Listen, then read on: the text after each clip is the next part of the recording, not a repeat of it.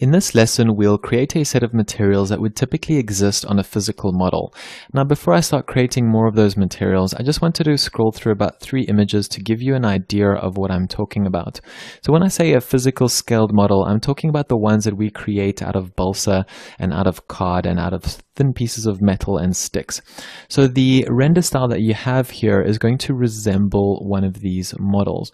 So if I scroll through this one, you can see that we have a type of wooden material with a little bit of reflection here. We have some lighting that has been installed. We have tiny little figures, and we have a type of mesh that has been wrapped around the building. So this is the type of level of detail that we want to achieve with our render. So you can see here as well on this physical model, this is actually a 3D render, I believe, but the two start to really interweave because you never really know whether it is a 3D model or a render, and that's exactly what I would like to achieve. But we don't just want to have a plain white material. I want to go into a tiny bit more detail with you so that we can get a little bit more variety on our actual model itself. So having seen that, let's have a look at the models or the materials that we have in place already. We've created a couple of temporary materials, so I'm going to just get those out of the way so that we can clear our scene up a little bit, and I'm going to just leave the main override. The 2 balsa materials we've already created when we were working with our context model. We also have a water material that we will eventually apply to the top surface here as well. Perhaps it'll be a different color because this water material was applied to the river. Now remember, we spoke about the idea for the surface of water, so this will just be a very, very thin surface, perhaps just 1 or 2 centimeters of water as it gets pushed up from the river below to basically create a reflective surface here that people don't walk on. Now we can immediately go and create a second water, so we can call this water 2, and we can just change that color ever so slightly so that we can represent the 2 different types of water slightly differently. So I'm not going to make too many different changes here. You can see these materials are extremely simple, so there isn't that much complexity in this part of the course. On the balsa textures, because I'm done with some of my test renders that we were doing in the beginning of the course, I'm going to add a tiny bit of reflection to create some more realism once we render these. So I'm going to start off by adding a fall-off reflection. So the front is going to be the black, so no reflection on the front, and I'm going to create a very, very light reflection, let's say a value of 15 on the side. So next thing, we're going to drop the reflective glossiness to about 0.65, and that's going to give us a very light sheen on the sides when we view bright light sources. So this same value can now be copied to the other balsa material. So you can just go and instance that across if you like, and let's give this the same value of 0.65. I'm not going to use Fresnel reflections for this, even though they may look more realistic. I'm going to choose the fall off reflect in the material slot here because it's going to render slightly quicker. Now, the next material that I would like to get done is a basic material that I'm going to use for all of my steel structure. That wouldn't typically be modeled out of balsa wood. If we were doing a real physical model, we would probably create it out of very thin metal and then go and weld those joints together. So let's create a material for ourselves that represents that. This is going to be called metal.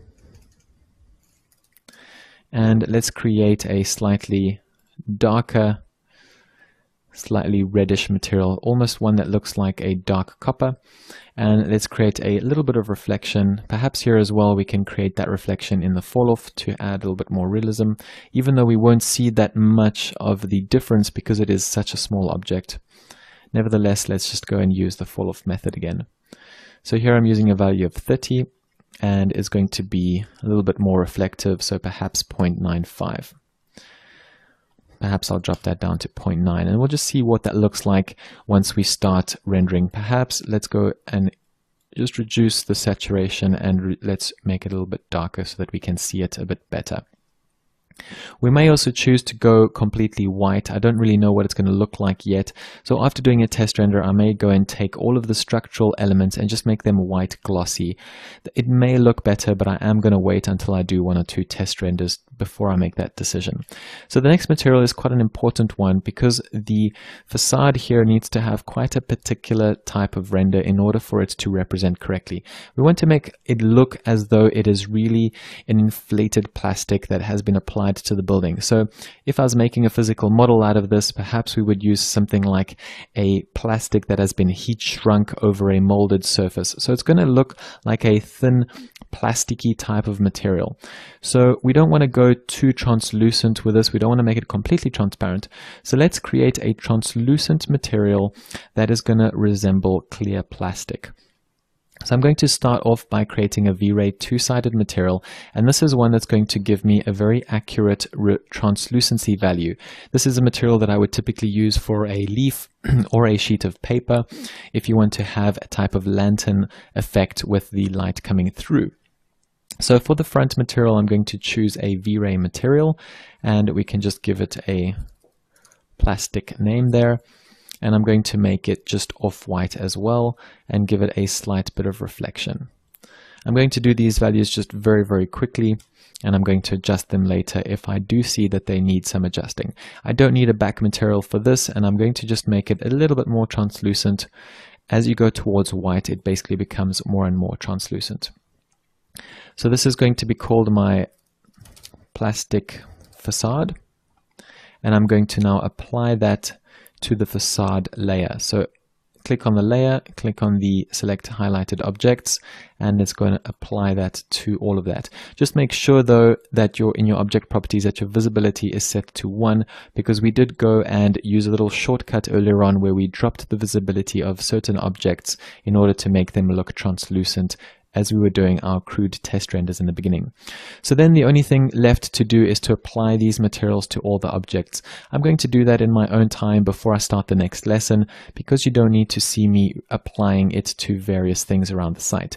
So I'm also going to do 1 or 2 test renders in the next lesson as we start to develop the lighting together with the materials as well as the camera settings, so that we start to get a more finalized product being created ever so slowly. So once I have all these materials applied, we're going to look in the next lesson at adding some customized lighting to particular objects, or feature lighting to the objects within our model. So remember, we want to create something that looks as though someone has installed an LED set. Perhaps this is going to be lit up, and some lighting on the inside would definitely make the building look quite interesting.